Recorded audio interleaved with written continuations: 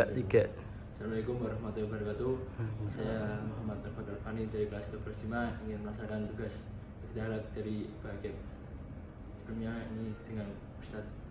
Saya Anip Muhammad Maki dari Kudus, Kazakhstan. Yang pertama ini saya ingin menekan tentang adab kepada kedua orang tua. Ini saya menanyakan di era zaman sekarang ini kan banyak anak muda yang telah pergaulan.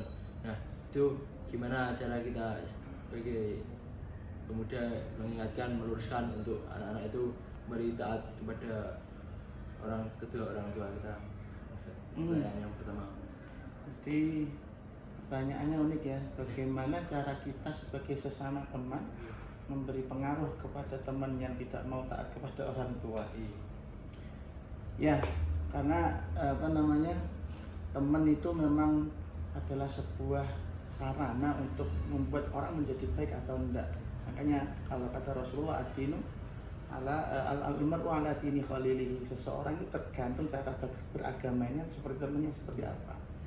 Nah, kalau simpelnya jawaban, ketika Anda punya pengaruh sama teman itu untuk menginfluensi istilahnya, ajak dia dan perkenalkan dia di lingkungan orang-orang yang taat kepada orang tuanya.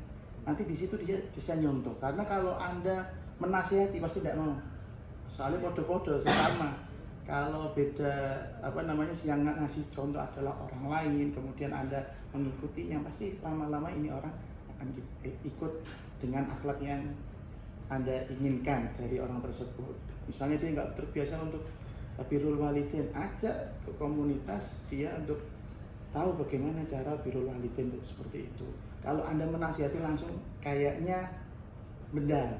Kemudian sekarang ada zamannya medsos, gunakan untuk kirim-kirim link-link yang FYP terkait hal yang senada yang atau yang sedang difokuskan itu, biar dia tambah wawasan. Itu kalau dari saya.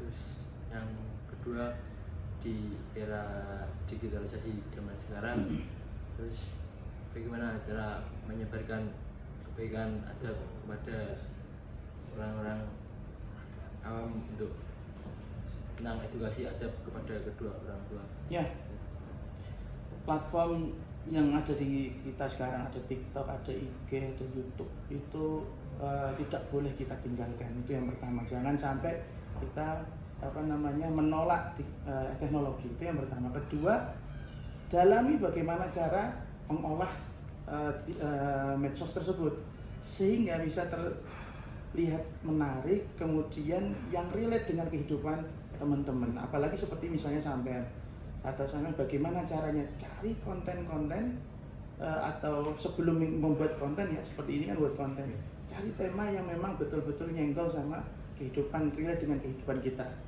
Kalau nggak relate dengan kehidupan kita sendiri, ya nggak apa-apa, kehidupan tetangga juga bisa kita ambil.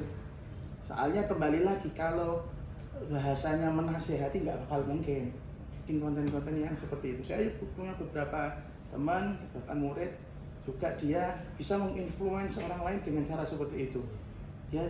Tapi siap-siap ya, siap-siap dengan cemoohan. Wah, gayanya dakwah apa? Gayanya memberi nasihat, enggak masalah. Tapi lama-lama kalau FYP, tinggal bilang, ayo itu di mana sekarang gitu. Kurang lebih seperti itu. Oke, sadarinya ngapunten nang matur suwun. Sekian, terima kasih tugas dari Bahagia. Wassalamualaikum warahmatullahi wabarakatuh. Waalaikumsalam warahmatullahi wabarakatuh.